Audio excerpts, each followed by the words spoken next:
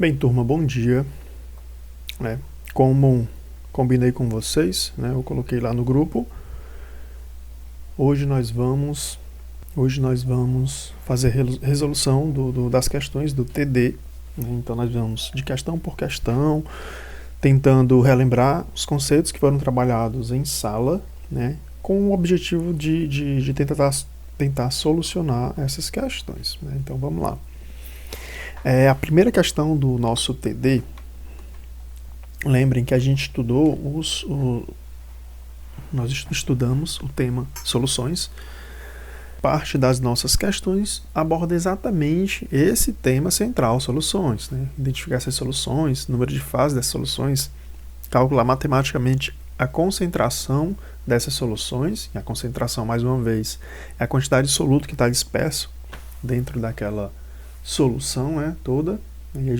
E aí podemos calcular esses valores, ou melhor, podemos calcular essa quantidade do soluto em forma de gramas, em forma de mol, em forma de percentual de massa-massa, percentual volume-volume, percentual quantidade de número de mols dentro do todo, enfim.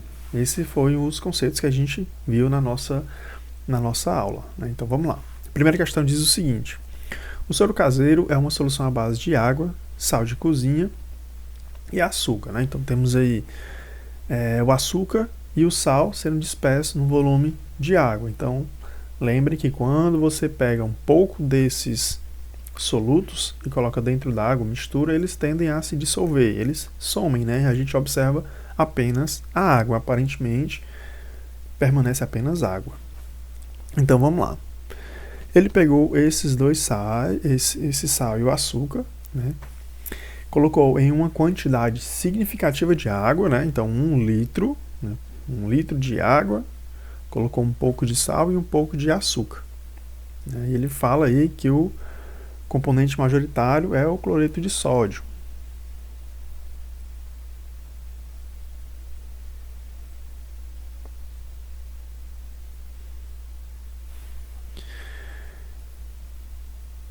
E aí ele colocou as quantidades de sal e de água, e diz assim: considerando as informações do texto, julguem os itens em verdadeiro ou falso. Então, assim, mais uma vez, uma quantidade significativa de água, vou colocar aqui a água, e aí ele colocou o sal e o açúcar. E esse, aparentemente, depois de misturar, ele some. Então, analisando item por item, a gente vê aqui, item número 1, o soro caseiro é um exemplo de uma mistura trifásica, pois é formada por 3 componentes. Lembrando que as misturas elas podem formar diferentes fases. Então, assim, teríamos aí uma mistura heterogênea, onde seria possível observar diferentes fases. Nesse caso aí, uma mistura trifásica, então lembrem que o tri remete a 3, Então, teríamos aí uma solução com 3 fases. Para termos essa solução com 3 fases, era necessário observarmos diferentes fases compostas por essas diferentes substâncias, que não é o que acontece. Então, a nossa primeira já é falsa, Observamos apenas uma única fase. Uma única fase. O cloreto de sódio é um exemplo de mistura formada por 2 elementos. 2 elementos. Sim, ele é formado por 2 elementos, no caso aí o sódio e o cloro, porém ele não é uma mistura, ele é uma substância. Não foi colocado aí sódio e cloro para reagirem formando outra coisa e misturando, não. Ele é uma substância formada por 2 elementos, não uma mistura. Então, por conta dessa palavrinha mistura aqui, ele não é uma mistura, ele é uma substância formada por 2 elementos químicos.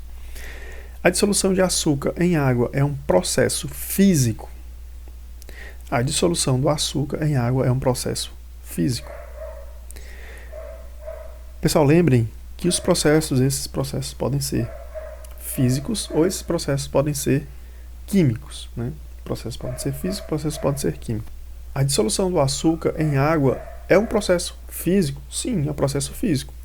Uma vez que a água, ela não vai, o açúcar, ele não vai reagir com a água, né? Ele vai estar disperso ali na água, ele vai estar dentro da água, disperso, ele tende a sumir, mas ele ainda permanece sendo o açúcar do jeito que a gente encontra ele. Ele só foi, de certa forma, derretido, né? Se a gente for substituir a palavra disperso por derretido, é como se ele tivesse derretido ali dentro da água, né? Então agora ele faz parte daquele volume todo da água, então ele tende a sumir, mas ainda continua sendo o açúcar do jeito que se conhece de uma molécula de açúcar, formado pela molécula da sacarose, com 12 carbonos, 22 hidrogênios e 11 oxigênios, né? Então ele permanece ainda como sendo sacarose, só que agora disperso dentro daquele volume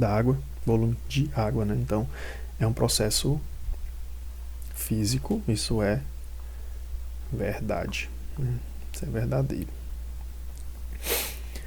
A água é um exemplo de uma substância composta? Sim, ela é um exemplo de substância composta, vou colocar logo aqui como verdadeiro, né? Então, lembrando que existem substâncias simples e substâncias compostas. As substâncias simples são formadas por um único elemento, exemplo disso. O oxigênio do ar, né? Ou o nitrogênio do ar, né? E substâncias compostas são formadas por diferentes elementos químicos. No caso, a água é formada por hidrogênio e oxigênio, né? Então, temos aí afirmativa 3 e 4 como sendo verdadeiras, né?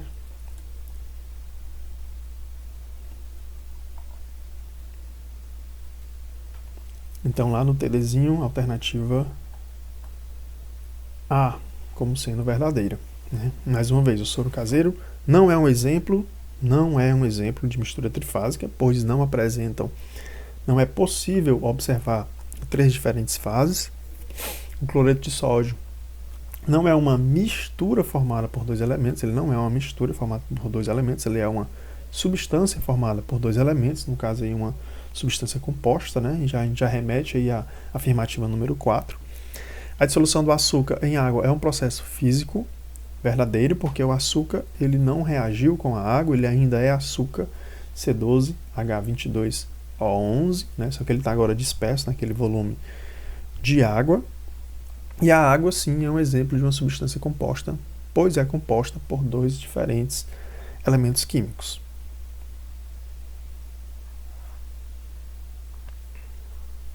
Tá. A questão número 2, ela diz o seguinte, né? Matemática, ela faz parte da química, né? Isso é um fato. Em um laboratório, um químico preparou uma solução de sulfato de potássio. Como foi que ele fez isso, né? Ele dissolveu uma massa desse sal. Esse sal aí agora ele está se referindo ao sulfato de potássio, né? Em 100 ml de água deionizada. Água deionizada, então é uma água pura, né? Sem íon, sem a presença de nenhum outro íon. Em seguida, transferiu a solução para um balão volumétrico de 200 ml e completou o volume.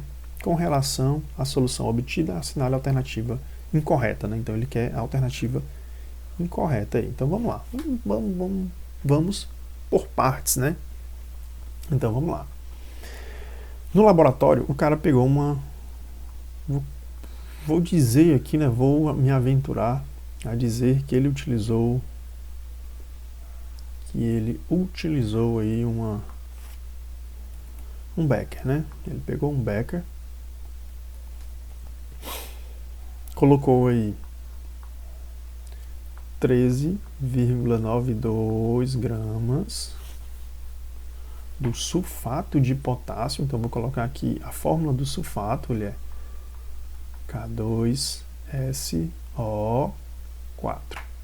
K2SO4. Pessoal, de antemão já falo para vocês, memorizarem, né? Acho que essa palavra memorizar não, aprenderem, né? Aprenderem que alguns íons eles são extremamente importantes para a química, né? Porque você vai perceber esses íons em vários outros sais ou em várias outras soluções. Quais são esses íons? A exemplo, vou citar um aqui, é o íon sulfato. O íon sulfato ele tem uma carga 2+, né? Se ele tivesse sozinho ali, ele teria uma carga 2+. E o potássio ele tem uma carga mais, ele é K1+, né? Então, se a gente for procurar o potássio dentro da tabela periódica, ele vai estar no nosso primeiro grupo, ele vai estar no primeiro grupo ali. Por isso ele tem uma carga mais. Então, para que ele consiga balancear ou contrabalancear essas cargas 2 do íon sulfato, eu vou precisar necessariamente de 2 íons potássio. Precisaria de 2 íons potássio. Um pouco mais à frente a gente tenta desdobrar essa informação aí. Então vamos lá. Peguei uma massa, 13,92 gramas, coloquei dentro de um volume de 100 ml, né? 100 mililitros de água. Vou colocar aqui. Beleza, colocou lá essa massa do sal dentro dessa água. Ele misturou, dissolveu todo o sal. Depois ele pegou esse volume, né, de água, transferiu para um balão volumétrico, né, para um balão volumétrico de 200 ml e completou seu volume. Então, assim, o balão volumétrico, diferente do Becher, ele é uma vidraria de precisão. Ele é uma vidraria de precisão. E aí o volume dele é fixo, né? Ele tem 20 ml, então assim, ele é uma vidraria de precisão, então precisamente você vai preparar uma solução de 200 ml, nesse caso, né? Então, como é que vai ficar isso aí? Dentro desse balão volumétrico vai ter os 100 ml da solução que continha o sal, né? Pá. E para que eu afirme, né, com precisão que esse volume final vai ser 200, eu completo o balão. Então, se esse balão é de 200 ml, ele vai ter uma marquinha aqui em cima, né, bem no gargalo desse balão. E aí, um balão volumétrico a gente utiliza sempre nessa marcação, né? Se for um balão de 1 litro, eu coloco a solução dentro do balão e completo até a marquinha do gargalo. E isso vai me garantir 1 litro, né? Então, temos balão de 50 ml, de 100, de 500 ml. Então, os balões volumétricos são variados, né? Porém, eles são precisos de acordo com o fabricante, né? Então, você completa até a marcaçãozinha do gargalo e isso lhe garante o volume o qual o balão foi fabricado, né? Então, nesse caso aí, foi 200 ml. Então, esses 100 ml eu vou completar com água até a marcaçãozinha. Então, o volume final que eu vou ter com precisão vai ser 200 ml. Então, percebam, pessoal, que o uso do balão, nesse contexto aí da nossa questão, é mesmo só para que vocês entendam as vidrarias, o uso dessas vidrarias, e perceber que o volume agora da solução não é mais 100 ml, é 200, porque eu precisei completar o volume do balão, né? Precisei calibrar esse balão, calibrar essa solução. Então, beleza. Então, agora é possível a gente calcular as concentrações dessa solução e aí a gente conseguir também responder a nossa questãozinha, né? Então, primeiro de tudo, ele diz assim, alternativa A, né? O título da solução é igual a 0,079? Título da solução é igual... Tá, a gente vai fazer o seguinte. Ele fala de título, mas ele não diz se é o título em massa nem o título em volume. A gente vai usar o título em massa porque a gente tem a massa do soluto, né? Então, sim, no A, o título em massa seria o quê? A massa do nosso soluto, no caso, 13,92 gramas, pela massa da solução. Qual é a massa da solução? Então, nós temos aí 200 ml, que é referente à massa do solvente. Que massa é essa? 100 ml, que eu coloquei inicialmente, mais 100 que eu coloquei posteriormente para completar o volume do balão, mais a nossa massazinha, massa do sal, né? Então, nós vamos ter, nesse caso,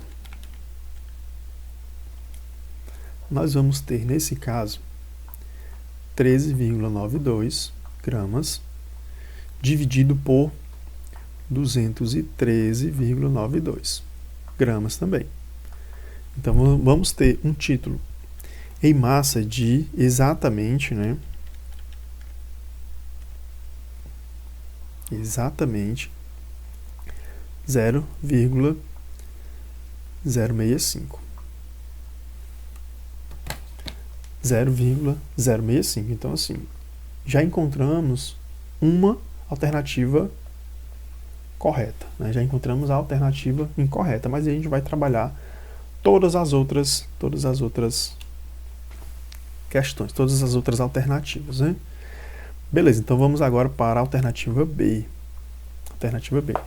A concentração em quantidade de matéria é de 0,4 mols por litro.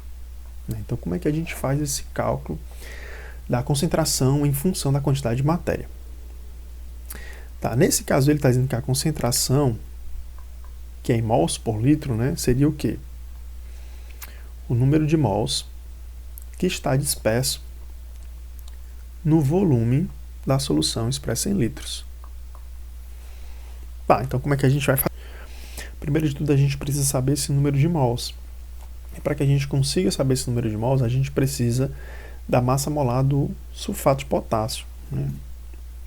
Então, vou colocar aqui. O número de mols, ele é a massa sobre a massa molar, né? Então, como é que ficaria esse número de mols aí, quebrando ele, né? Desdobrando ele? A fórmula ficaria massa do sal sobre a massa molar vezes o volume. Como é que a gente busca essa massa molar? Então, assim, a partir da fórmula, a gente vai lá na tabela periódica e aí a gente vai calcular a massa de cada um desses elementos químicos que constitui a molécula. Que constitui aquela molécula. Então, vou fazer o seguinte. A massa molar do sulfato de potássio, a massa molar do sulfato de potássio é 174,26. Então, vamos lá. A massa molar do sulfato de potássio é 174,26 gramas por mol, né? 174,26 gramas por mol. Dessa forma, como é que ficaria os nossos cálculos, né?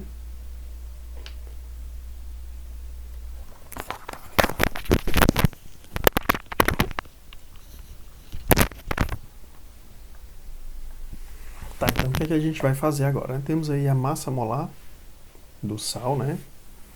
Então vai ficar o seguinte, ó, a concentração vai ser igual à massa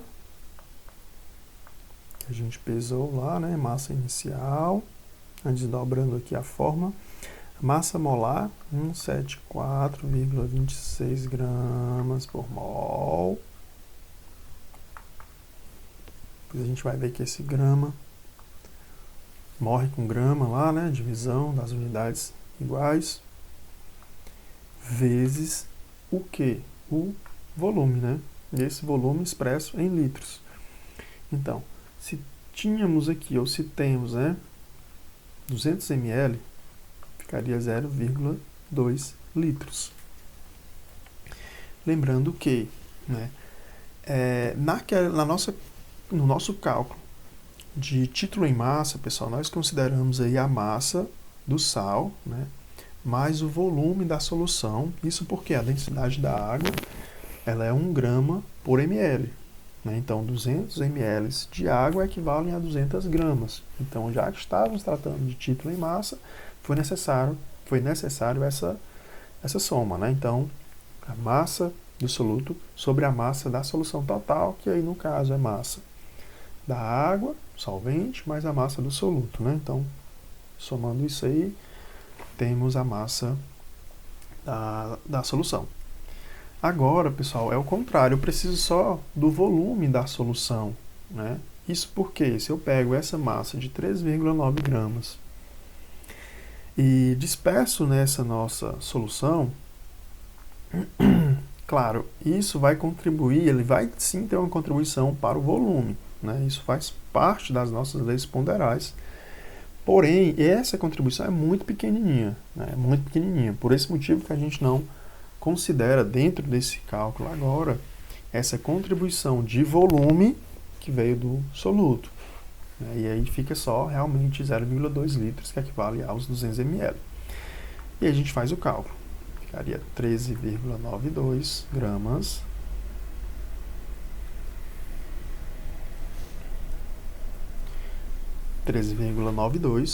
dividido aí pela multiplicação de 174,26 vezes 0,2, né, dividido aí por 34,85.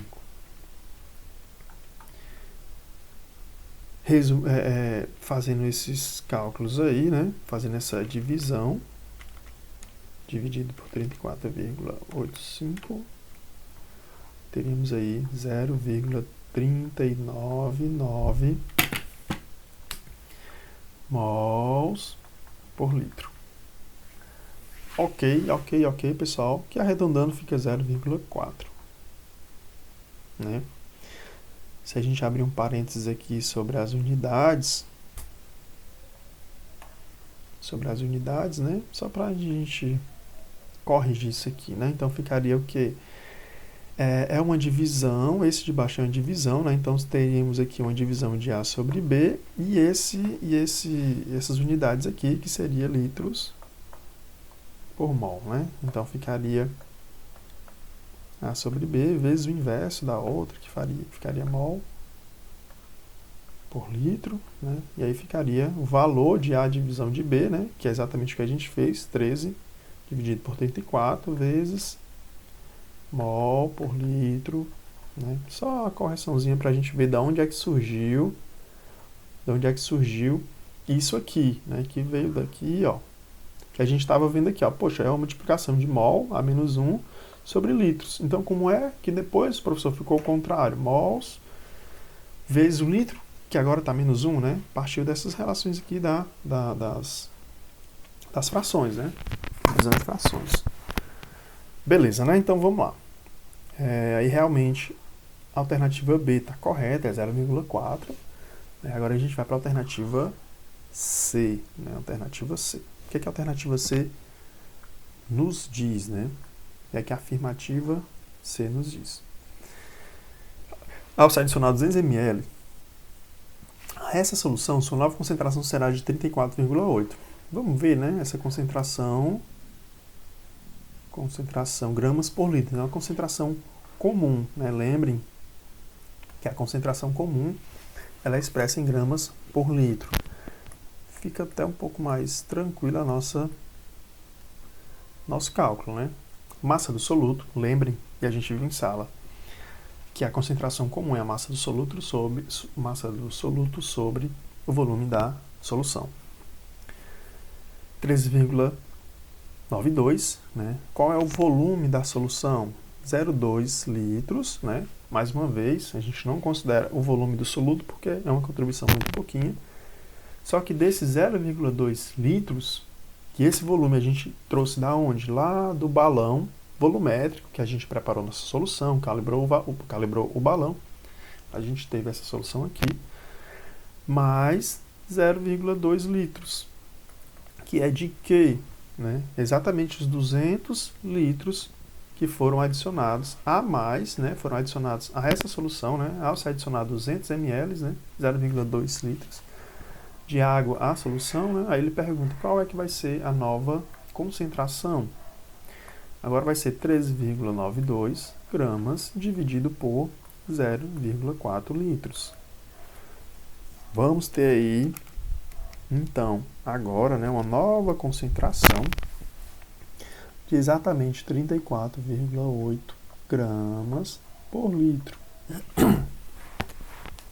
34,8 gramas por litro. Percebam, pessoal, que antes dessa diluição, nós tínhamos aí uma concentração maior, né? Se esse número aqui de baixo for um número menorzinho, né, a resposta vai dar um valor maior. Então, assim, se eu adicionei mais água, eu estou diluindo a nossa concentração, né? Aí faz todo sentido, né? Se eu adicionei uma quantidade idêntica de água, né, eu dobrei o volume de água, a nossa concentração também cai pela metade. 34,8. Então, a alternativa C também é verdadeira. A solução obtida, ela terá um caráter neutro. Pessoal, essa parte desse conteúdo a gente não viu ainda, a gente não se aprofundou, né? A gente não se aprofundou até que a gente consiga identificar, primeiramente, né? A gente ainda não estudou o que é um ácido, o que é uma base, né? Um ácido e uma base, muito menos o que é uma solução com caráter neutro, né? Então, eu vou deixar essa alternativa D para o final. Vamos primeiro para a alternativa E e aí depois a gente volta na alternativa D. Bora lá.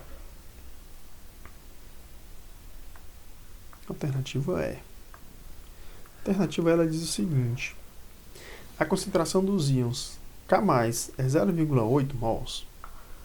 Tá, então assim, agora eu vou retomar as informações que a gente tinha visto bem lá no início, que eu falei o quê? Que o íon sulfato ele é importante, vocês precisam estar atentos a esse íon, ele aparece por diversas vezes em várias soluções, em vários sais.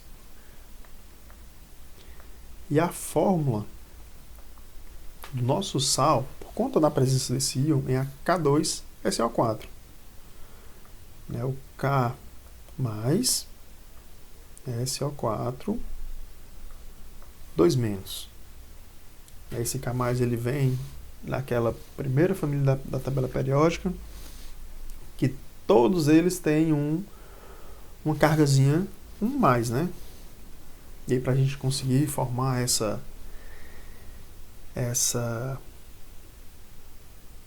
moléculazinha, né, esse sal, na verdade, a gente pega a carga, multiplica e ele vai ser o índice estequiométrico. Ele vai ser o índice estequiométrico.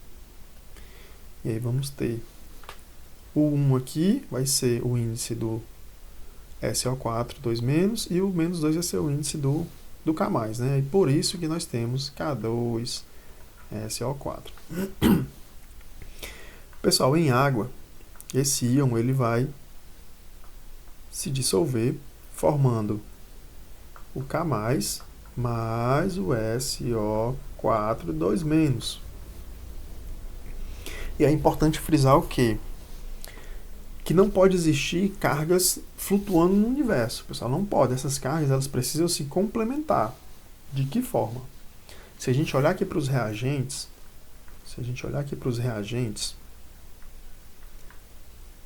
não temos qualquer presença de carga. As cargas são representadas aqui, ó. Não temos qualquer tipo de carga, né? Porém, quando a gente vai lá nos produtos, nós temos aqui uma carga 2+, e uma carga 1+. Essas cargas elas precisam ser contrabalanceadas. Para quê? Da mesma forma que eu preciso ter uma mesma quantidade de matéria em reagentes e produtos, que no caso é o nosso balanceamento, eu preciso ter também essas cargas também balanceadas. Então, se nos reagentes eu não tenho carga é 0, nos produtos eu também não posso ter cargas. E aí eu tenho o quê? Tenho duas cargas negativas e uma única carga positiva. Então, se a gente for anular essas cargas, o positivo anula o negativo, ainda temos aí uma carga negativa. Da mesma forma que se a gente for calcular as quantidades de matéria do potássio, né, eu tenho 1 potássio nos produtos, mas eu tenho 2 nos reagentes, então também preciso balancear isso. E para a gente balancear isso, eu coloco aqui, ó, 2. Esse 2 multiplica tanto o potássio como também suas cargas, né? Se eu tenho 2 potássios com uma carga positiva cada um, eu vou ter no total 2 cargas positivas. Aí eu balanceio também as cargas, né?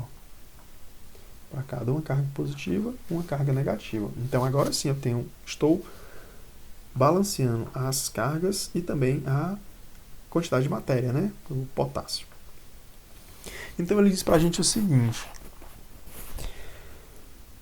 se para cada concentração de potássio, eu vou gerar para cada concentração do sal, eu vou gerar quanto de concentração do potássio? Então, assim, se eu tenho 1 mol do sal, eu vou ter 2 mols do K+. E 1 mol do SO4, 2-. Então, assim, para cada 1 mol do sal, eu tenho 2 do potássio. Então, se eu voltar aqui na minha concentração, na minha concentração, que é 0,4 mols por litro, né? Mols por litro. A concentração da quantidade de matéria é 0,4 mols por litro. Então, para cada 0,4 mols por litro que eu tenho do sal, para cada 0,4 mols por litro que eu tenho do sal, eu vou ter o quê? 2 vezes o do potássio, né? Então, seria 0,4 do sal. O potássio eu tenho 2 vezes isso.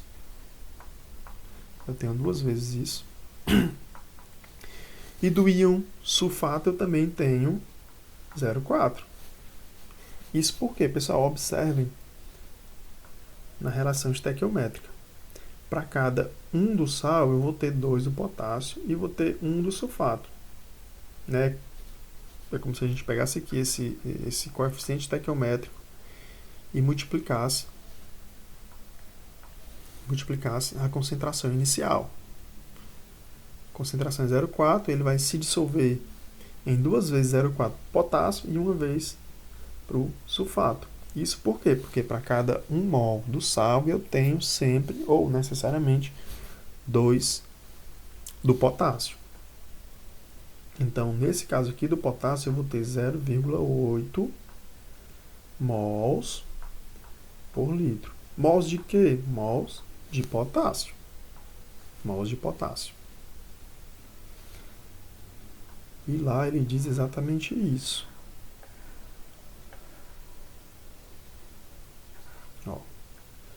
A concentração do íon K+ é de 0,8, verdadeira. A concentração do íon K+ é de 0,8. Por quê? Porque ele tem uma relação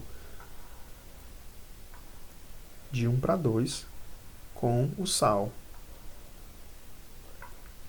Outro exemplo, né? Se esse sal fosse o ácido clorídrico, que ele forma,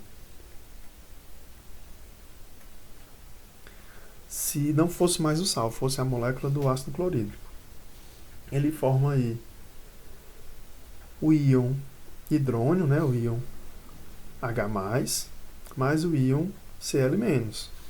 Vejam que a relação é de 1:1. Então, a concentração desses íons aqui vai ser a mesma do sal. Por quê? Porque a relação é de 1:1. Então, para cada 1 mol do sal, eu vou produzir 1 mol de cada um desses desses íons. Então, a alternativa C também está... A E está corretíssima, né? Então, nos falta agora só a D. Tá. A D a gente vai precisar fazer a seguinte interpretação, pessoal.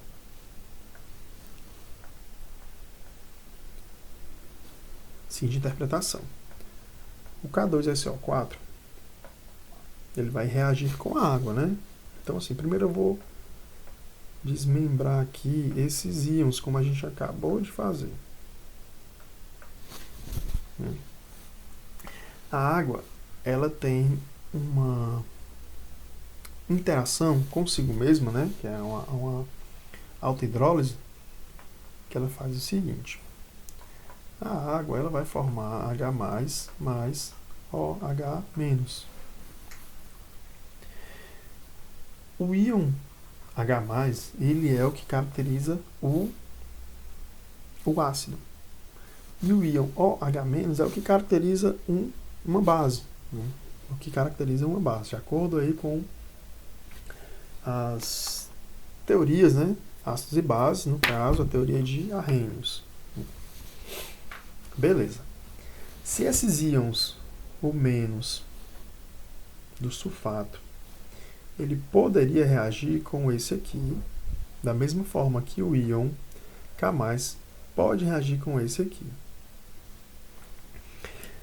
E aí, pessoal, nas teorias de ácidos e bases, vocês irão perceber que tanto a base, hidróxido de potássio, como o ácido, H2SO4, o ácido sulfúrico, né? Uma base e um ácido. Ambos são ácido e base, né? Um ácido e uma base fortes. Então eles preferem ficar o quê? Eles preferem ficar na forma de íons. Eles preferem ficar na forma de sulfato, íon H+, e eles preferem ficar na forma de potássio+, e o íon OH-. Né? Porém, a gente pode pensar assim, não, mas ok, mas e se eles reagissem? Né? E se eles reagissem? Se o sulfato reagir com H+, se o sulfato reagir com o íon H+, ele vai tirar H+ do meio, fazendo com que essa solução fique mais básica. Né? Porém, se for o contrário, se o íon potássio reagir com a base, né, com o OH-, ele vai retirar OH- do meio, fazendo com que o íon agora H+ seja preponderante, tendo aí uma solução ácida. Né? Temos aí uma solução ácida. E aí o que a gente pode fazer é exatamente comparar, né? A gente comparar as quantidades de íons. Então perceba que nós temos nessa solução uma quantidade de íons K+ maior do que a quantidade de íons SO4. Então seria o quê? Seria natural, ou melhor, é mais fácil, né, que essa quantidade de íons do potássio reaja com o íon OH-. Por quê? Porque é uma quantidade maior, então é de 2 para 1. Então, assim, é como se você estivesse fazendo um comparativo que para cada duas pessoas que você encontra na rua, né? Um exemplo. É como se existisse uma quantidade, vamos imaginar que o potássio sejam mulheres e o íon sulfato sejam homens, né? Então existe uma quantidade maior de mulheres em determinada região, né, do que homens. Então seria mais fácil você encontrar mulheres ou homens, né? Então, assim, naturalmente, já que a quantidade de mulheres é maior, é o dobro da quantidade de homens, seria mais fácil você encontrar essas mulheres do que os homens. E é isso que essa comparação que eu estou tentando fazer com vocês. Né? Então, assim, é mais fácil que o K+ encontre o íon de interesse dele, que é o OH-, do que o contrário, do que o sulfato encontre o H+. Quando o K+ reagir com o OH-, né, ele vai forçar o quê? Que o H produza mais, que a água produza mais H+. Né? Então, se eu retiro esse aqui é que vai ficar em evidência. E se a concentração de H+, é maior do que a concentração de OH-, temos aí uma solução ácida.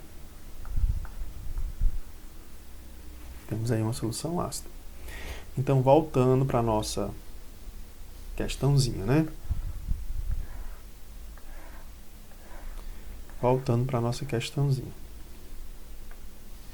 A solução obtida terá um caráter neutro?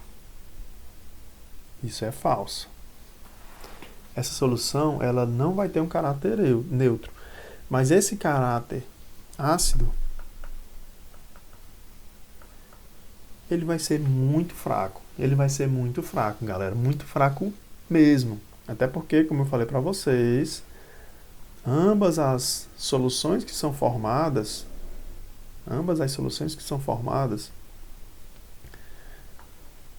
cadê? Tá aqui.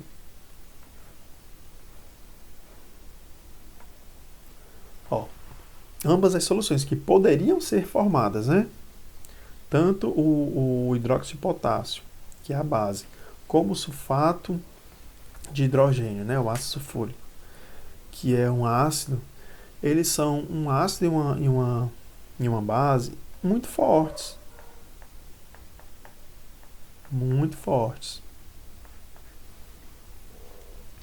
Então, muito provavelmente esse caráter fora da neutralidade é muito pouquinho.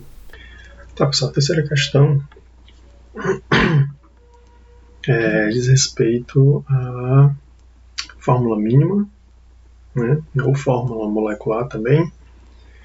Você precisa, a partir dessas informações, identificar qual é a fórmula da coniina, né? Então a questão é o seguinte: Sócrates, conhecido matemático e filósofo do período clássico da Grécia, foi condenado à morte por suas ideologias que se opunham ao governo da época, tendo como pena da morte a ingestão de cicuta, né, um veneno. A coniina, toxina primária presente na cicuta, contém apenas carbono, nitrogênio e oxigênio. Então, a fórmula dela contém apenas carbono, nitrogênio e hidrogênio, em certas quantidades que a gente não sabe, né? Quando ingerida em excesso, provoca paralisia e eventual morte. Então eles fizeram o seguinte: a combustão completa da coniina, né? Vou colocar aqui coniina,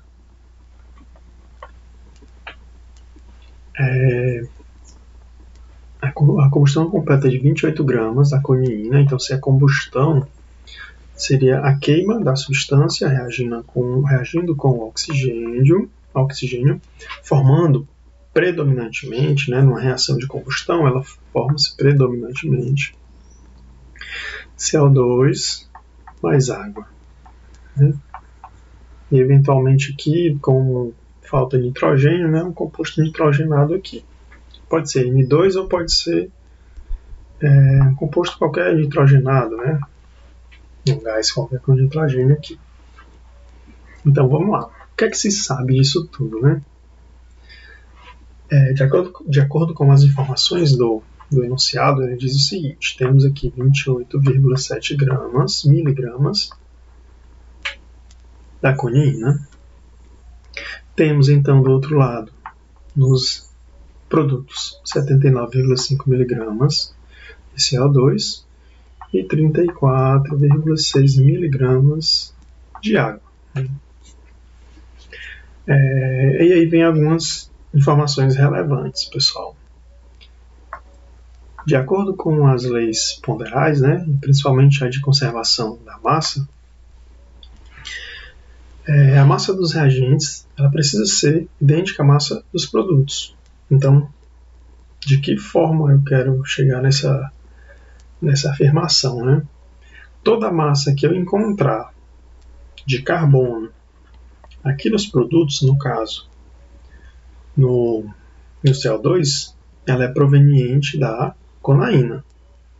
Da mesma forma que todo hidrogênio é proveniente da conaína. E os oxigênios que tem aqui nessas moléculas de CO2 e de água vem exatamente do oxigênio do ar, né, que foi utilizado na queima. Então, o primeiro passo para a gente conseguir identificar essa molécula, né, como essa molécula da coniina, é fazer os cálculos das quantidades de carbono e de hidrogênio, que é o que a gente tem. Então, olhando para os produtos, né, que é o que está à direita aí de vocês, temos o seguinte. Uma molécula de CO2 tem 44 gramas por mol. Isso é o que? Isso é a soma de duas moléculas de oxigênio com uma de carbono. Então, desses 44, tem como a gente calcular qual o percentual de cada um, qual é a contribuição de cada um desses elementos. Então, assim, 44 gramas por mol de CO2, né, equivale a 100% da massa, né? Mas se a gente quisesse saber apenas a massa do carbono nisso tudo, né? O percentual de carbono nessa quantidade aí, de 44, faremos o seguinte. O percentual que eu quero saber,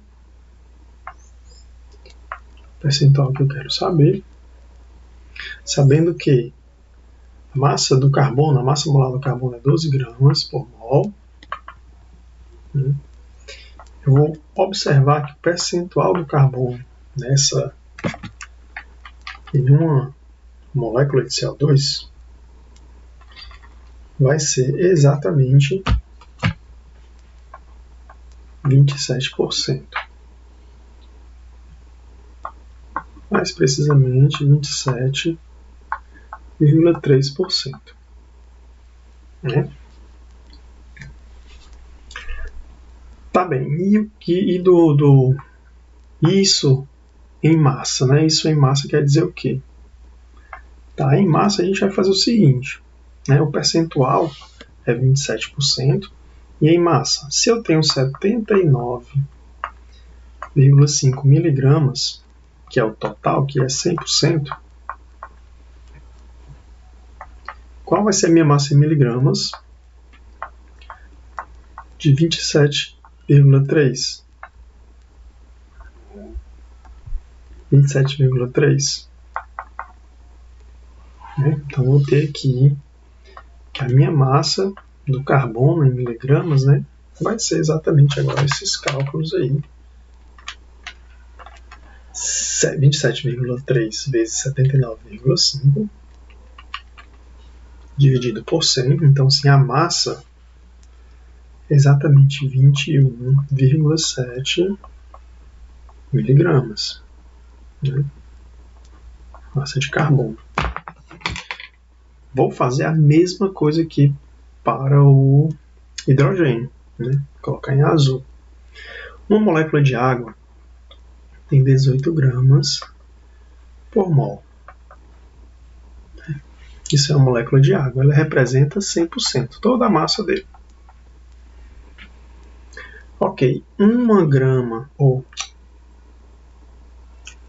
a massa molar da água, né, de um hidrogênio, é 1 grama por mol. 1 grama por mol. Porém, aquela molécula lá, pessoal, tem 2 moléculas de água, né? Então, na minha molécula de água, que contém 2 mols de água, eu preciso colocar aqui a contribuição dessas 2 moléculas. Então, das 18 gramas que eu tenho, que representa a massa total da água, 2 gramas, né? Que é 2 vezes 1, né? 2 gramas é de hidrogênio, né? Tem 2 hidrogênios, a massa molar do hidrogênio é 1, então tem 2 gramas aí referente apenas ao hidrogênio. Então temos aqui o X%. Né? Então X% de hidrogênio representa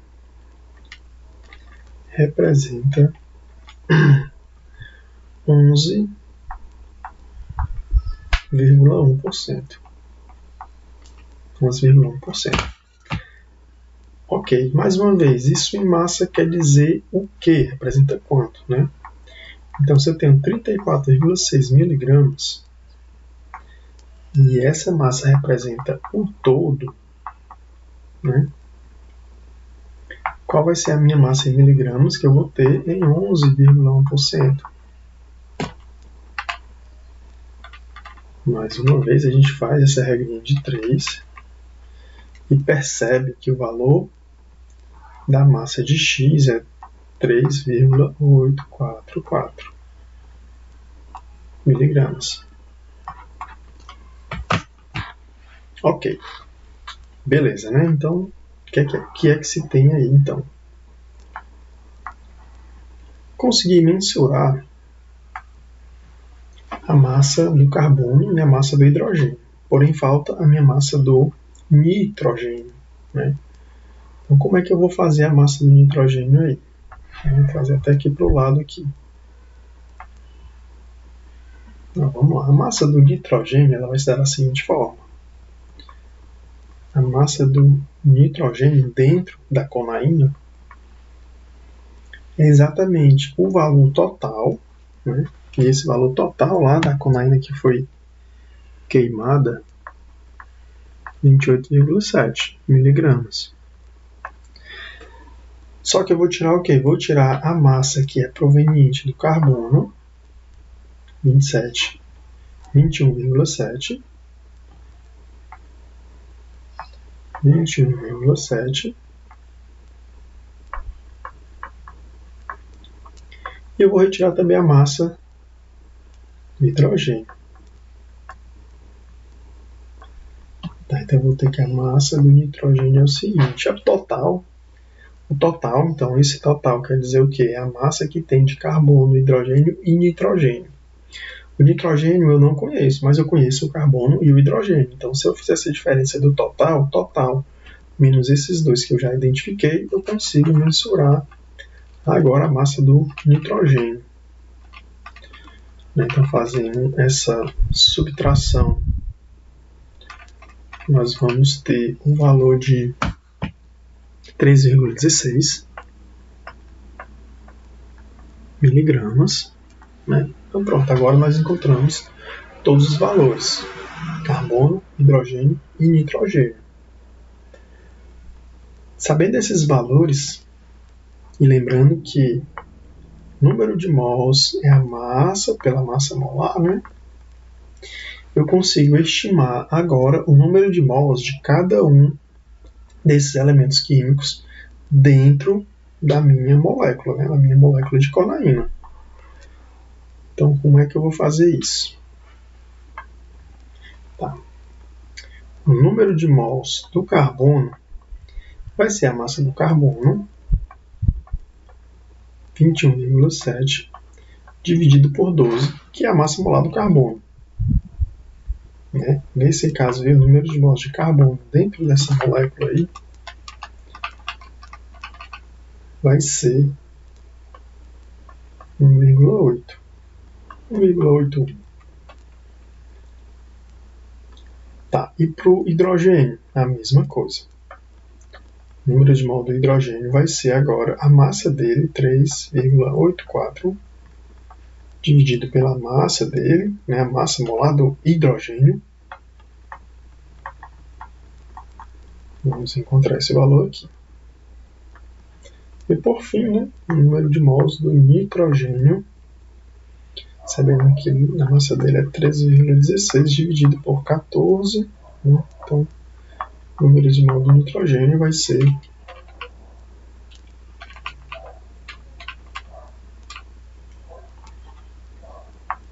0,23. Né? Então conseguimos o quê, pessoal? Conseguimos o quê? O número de mols de cada um dentro deles. Então é como se tivéssemos aí uma molécula da seguinte situação.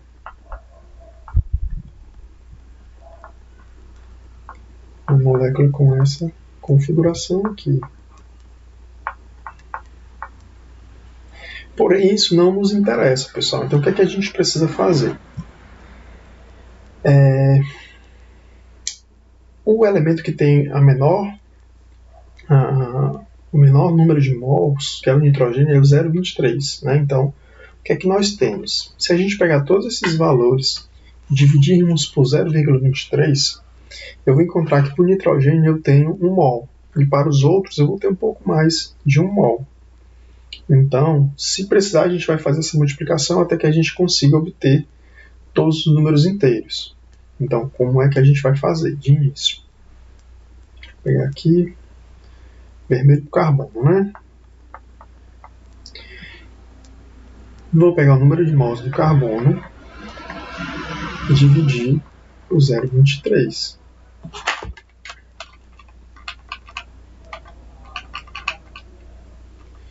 Vou obter o número de 7,9. Tá. Para o hidrogênio, como é que a gente vai fazer isso? Como é que vai ficar? 3,84 dividido por 0,23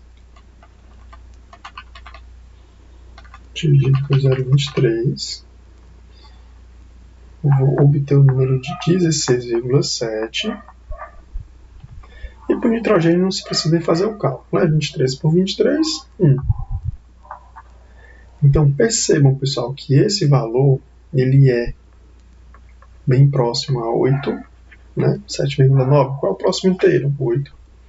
Da mesma forma como esse valor é bem próximo do 17, né? Aproximadamente 17. Próximo valor inteiro. Né? Às vezes esses cálculos nós encontramos os valores inteiros e às vezes bem próximo desse inteiro aí. Né?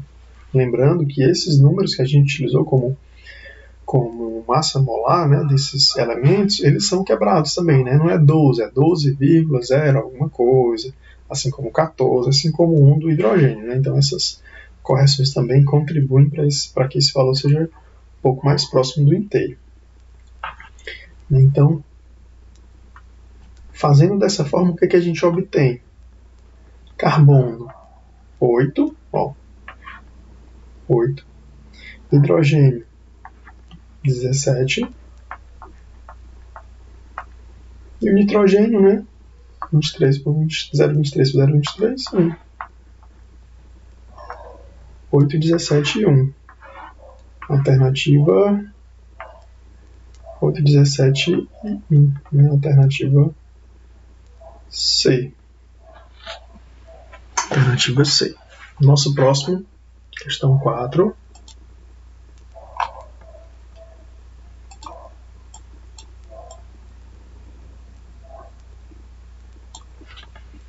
Questão 5 lá.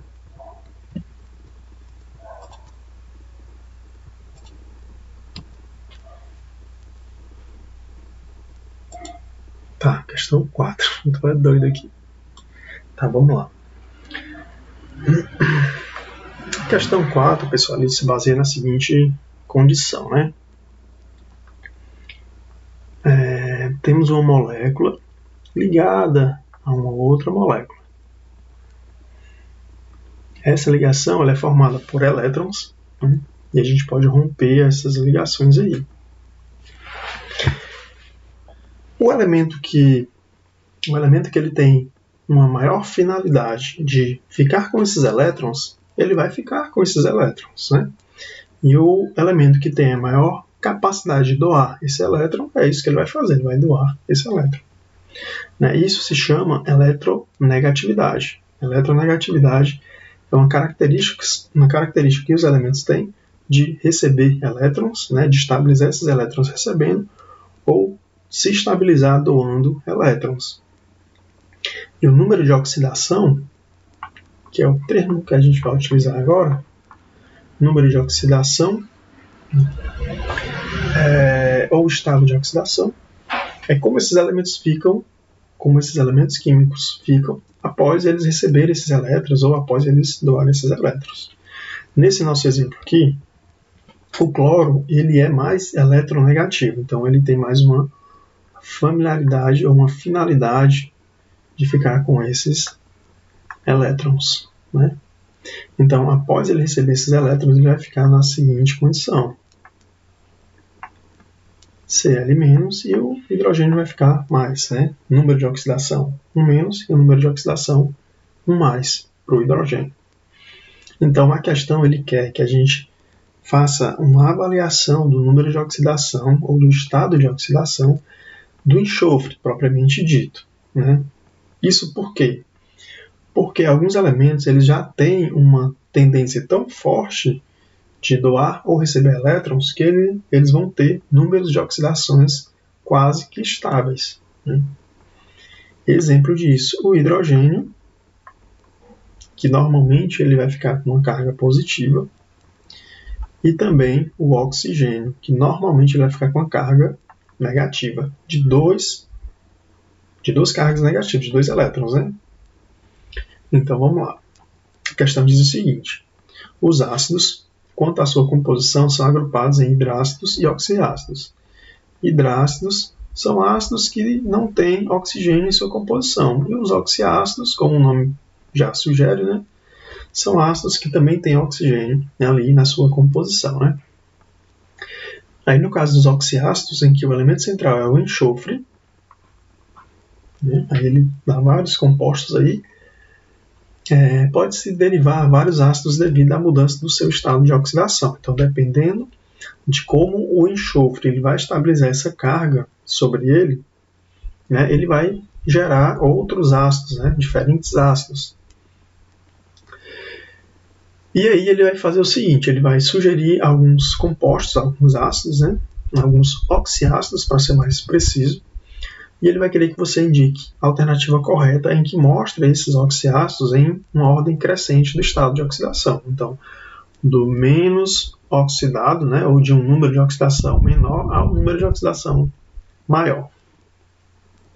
Então, a gente vai fazer o seguinte, a gente vai analisar de um por um. Começando com H2SO4 e por aí vai. Então, é isso que a gente vai fazer. Começando aqui com o nosso primeiro, o H2SO4. Tá, como é que a gente faz isso, pessoal? Primeiro, a gente observa se na molécula não tem nenhuma carga sobre ela. Como é que a gente representa isso? Olhando para essa molécula aqui, se existisse uma carga recaindo sobre a molécula toda, ela deveria ser representada dessa forma aqui, com a carga no canto superior direito. Assim como eu fiz aqui com os elementos, a molécula também deveria ter essa informação. Então, já de cara, é possível observar que nenhuma delas detém essa característica de uma carga sobre a molécula. Então, como é que a gente faz? A gente vai fazer a contribuição de cada um desses elementos separadamente e vai igualar a zero, porque no total, no final disso tudo, não se pode ter cargas flutuando por aí magicamente, né? Não pode existir essas cargas. Então, como é que a gente faz?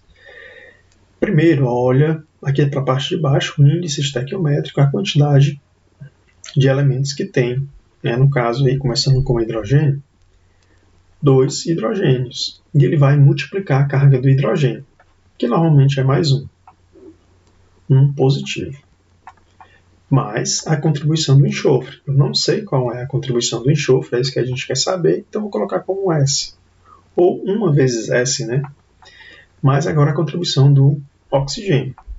4 vezes número de oxidação, 2-, igual a 0. Então, o número de oxidação do enxofre, nesse caso, é só essa equaçãozinha aqui, que a gente vai resolver de forma bem tranquila, né? S vai ser igual 2 vezes 1 é 2. Passando para o outro lado, vai negativo. Mais 2 vezes 4 dá 8. Sinalzinho negativo aqui, ó, negativo com positivo dá negativo, né? Passando para o outro lado da igualdade, ele vai positivo, né? Então fica 8. Nesse caso aqui, o S é igual a 6. 8 positivo mais 2 negativos, né? 8 menos 2 dá 6. Então, para esse H2SO4, o ácido sulfúrico, né, o número de oxidação do enxofre é 6. Vamos lá. Então, onde for ácido sulfúrico, eu vou colocar 6, né? H2SO4, H2SO4, H2SO4, não temos nada aqui. H2SO4, então temos um 6 aqui. H2SO4.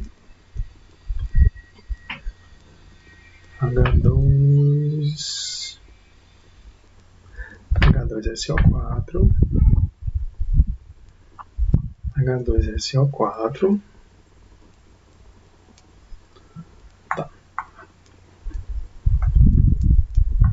H2SO4. Tá, o próximo seria o quê? Próximo, H2SO3. Bem parecido com esse que a gente acabou de fazer. SO3. Vai fazer a mesma coisa, 2 vezes a contribuição do hidrogênio mais a contribuição do enxofre, mais 3 vezes a contribuição do oxigênio, igual a 0. Nesse caso aí, o enxofre vai ser igual a menos 2, que vem do hidrogênio. Positivo passa para o outro lado, negativo. Do enxofre, 2 vezes menos 2 vezes 3 dá menos 6, passando para o outro lado, vai positivo, né? Ficaria mais 6. Logo, enxofre com número de oxidação 4. Mais uma vez, onde for H2SO3, eu vou colocar o número de oxidação. H2SO3.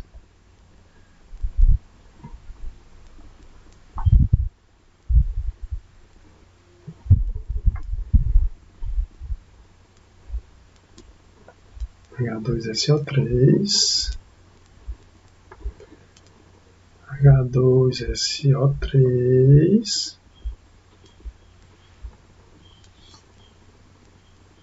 H2SO3. H2SO3. E H2SO3. Tá, vamos agora para o próximo, né? O próximo é o H2SO2.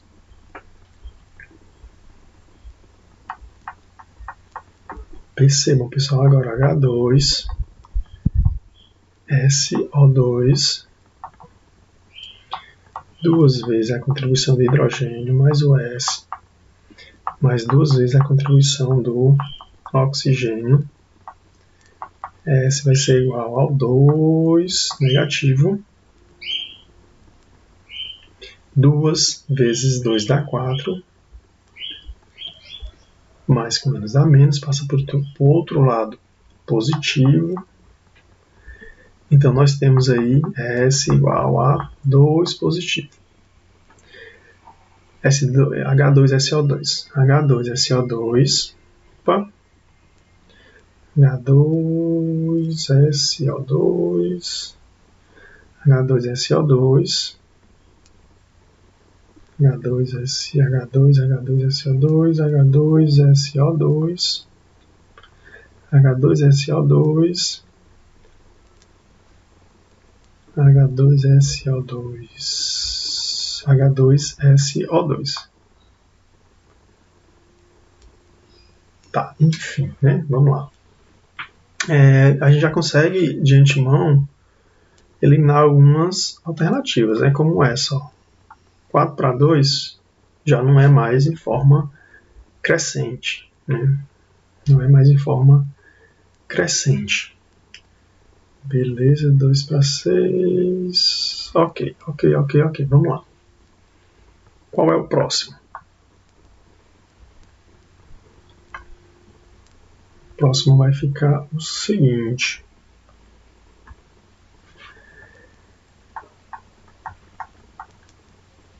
O próximo vai ser o H2S2O7. Então, H2S2O7. 2 vezes o 1 da carga positiva, mais, percebam agora, pessoal, 2 vezes o S, né? Temos 2S agora.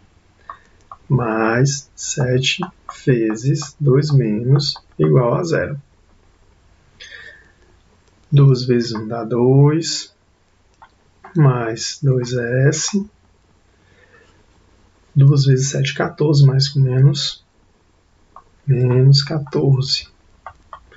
E isso nos dá o quê? Isso igual a 0. Então, isso vai nos dar o quê? S vai ser igual a 14 menos 2. Isso aqui vai dar igual a 12.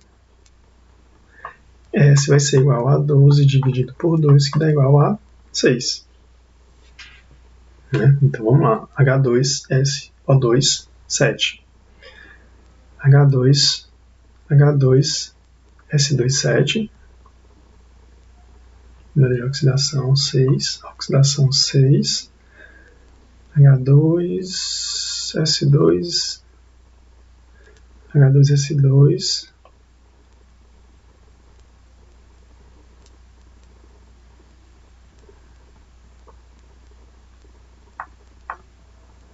Tá, acho que é isso. Só mais uma vez, a outra alternativa que se elimina, porque vai do 2 para o 6, do 6 para o 4, né? Então não segue a ordem crescente, né?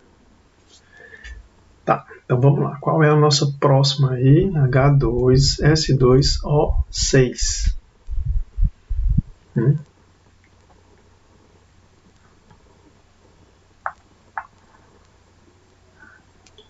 H2S2O6. Tá, H2S2O6. Mais uma vez, 2 vezes a contribuição do hidrogênio, mais 2 do enxofre, mais 6, igual a 0. Vai ficar 2 mais 2S, menos 12, igual a 0. S vai ser igual a 12 positivo, porque passa para o outro lado com o sinal trocado, menos 2 dividido por 6. Isso vai nos dar, dividido por 2. Isso vai nos dar valor de 5, né? 12 menos 2 dá 10, dividido por 2 dá 5. Então, onde for H2S2O6, 5, né? H2S2O6, H2S2O6, H2S2O6,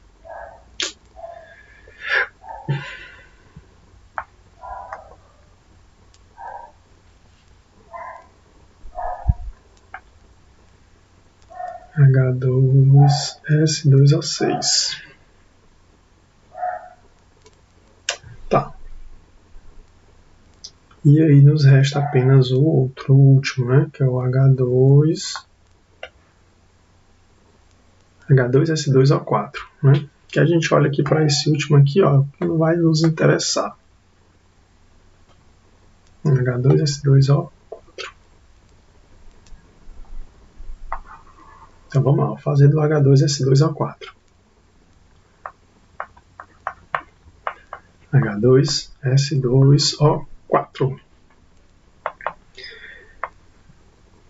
2 vezes 1 mais 2S mais 4 vezes 2 menos, igual a 0. Isso vai ficar 2 mais 2S menos 8 igual a 0. S vai ser igual a 8 menos 2 dividido por 2. 8 menos 2 dá 6, dividido por 2 dá 3. Então vamos lá. H2S2O4. 3 e 3. Né? Professor, e agora? Pessoal, observem que alternativa D e E, eles têm uma diminuição, do número de oxidação, né? onde não obedecem uma ordem crescente ou decrescente. 4 por 2, né? A ordem seria decrescente, né? Da mesma forma aqui, ó, decrescente, por aí a gente elimina.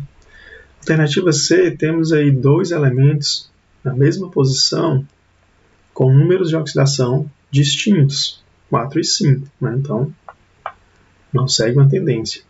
A mesma coisa é no B, né? Ó, 3 e 6 também não seguem uma tendência, número de oxidação.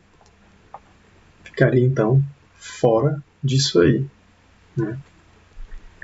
E aí ficaria a alternativa A, 2, 3, 4, 5 e 6, né? Número de oxidação crescente. E aí seria a nossa alternativa correta. E para a gente finalizar tudo, né, a gente vai fazer essa última questãozinha aqui. É também soluções. Que ela diz o seguinte.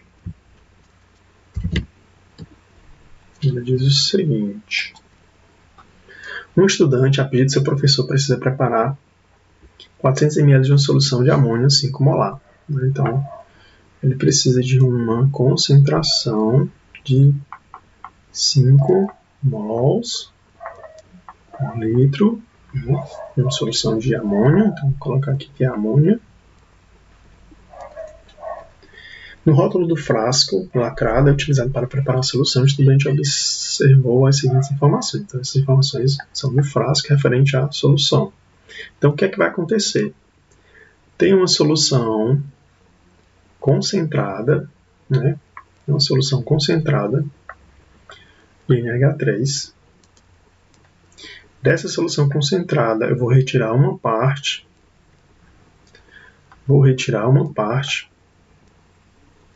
Para preparar uma solução diluída de 5 mols por litro. É isso que eu vou fazer. Vai dar concentrado, vou tirar uma parte e preparar minha solução. Então vamos lá. A partir dessas informações deduz-se que o volume da solução concentrada medida pelo estudante para preparar a solução solicitada pelo professor foi de... Então, assim, ele quer saber quanto foi que eu tirei daqui do maior para o menor. Quanto foi que eu tirei para preparar essa solução?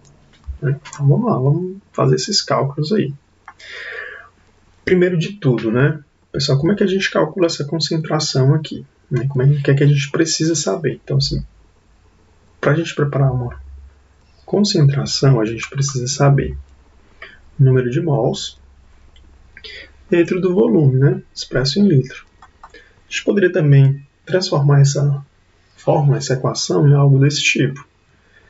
Concentração, a massa sobre a massa molar, vezes o volume, né? Pegaria esse aqui, número de mols, que é massa sobre massa molar, né? A gente só fez esse desdobramento aí. Então, para que a gente consiga preparar essa solução, que é 0, essa solução que é 5 mols por litro, eu precisaria saber a massa. Massa molar da amônia, ele nos dá aqui, ó,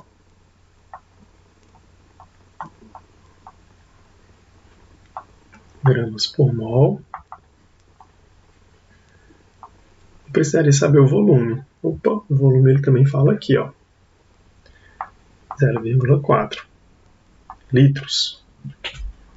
400 ml eu transformo para litros. Então, o que é que eu precisaria saber?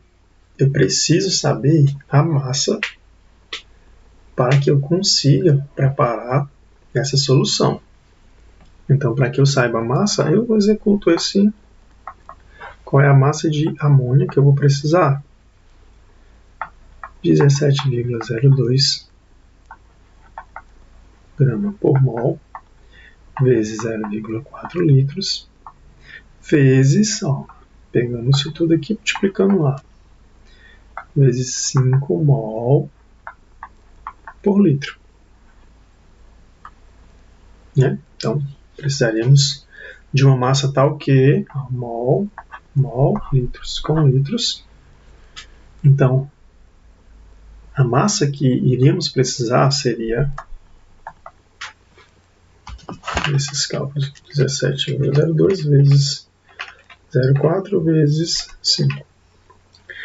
Precisaríamos de uma massa de amônio de exatamente 34,04 gramas. Tá, esse número quer dizer o quê? Pessoal, para que a gente prepare essa solução, eu preciso dessa massa de amônio, né? Então, de onde é que eu tiro essa massa de amônio para preparar essa solução? A gente precisa ir lá na solução concentrada, né? Nessa solução concentrada, ele nos dá a concentração dela em título por massa. Ó, o que ele diz aqui? Ó? Título, massa, massa. Né? Então, quer dizer que de cada 100 gramas da solução concentrada, 29 gramas é de amônio. Né? 29 gramas é de amônio. Então, assim, para cada 100 gramas da solução, 29 gramas é de amônio. Então, qual seria a massa que eu iria precisar? Qual seria a massa que eu iria precisar de solução, né, daquela solução concentrada, para que eu tenha 34,04 gramas de amônio? Né?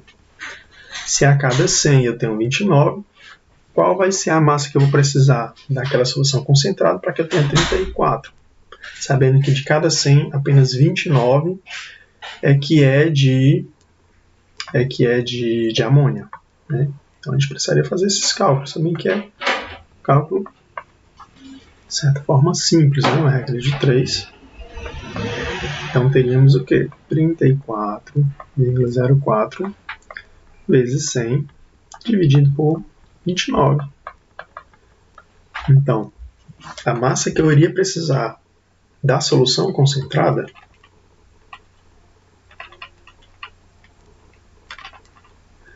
seria de exatamente 117,4 gramas.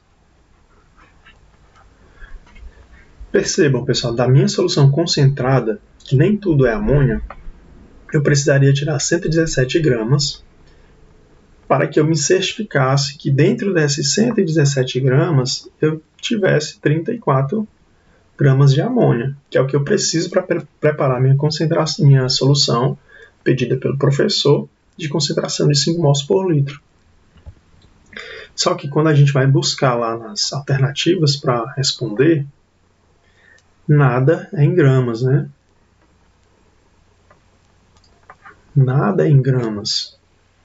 Porém, ele me dá uma outra informaçãozinha relevante, que é o quê? A densidade dessa solução. Então, ele me fala o seguinte, que a densidade dessa solução é 0,9 gramas por cada centímetro cúbico de solução. Ou melhor, é 0,9 gramas por cada ml. Então, como é que a gente faz?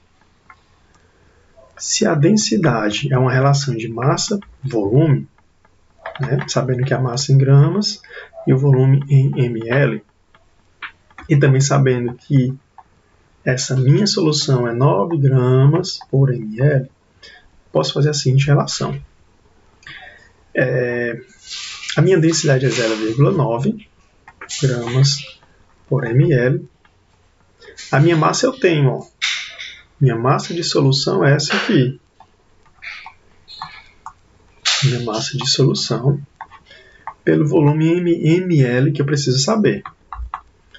Isso aqui vai nos dar um volume em ml de exatamente 130,4 ml. ml, né? Então, vamos ter aí a alternativa D. Né? Então é isso, pessoal. Essas são as questões. Façam e refaçam. Vou colocar um outro TDzinho para vocês irem trabalhando e fazendo esses exercícios para que vocês fiquem mais habituados com esse tipo solução e de exercício, né? Próxima semana eu vou falar com o professor João para dar uma contribuição melhor com a matemática para vocês, e aí depois a gente vê outros CDs. Até a próxima, pessoal!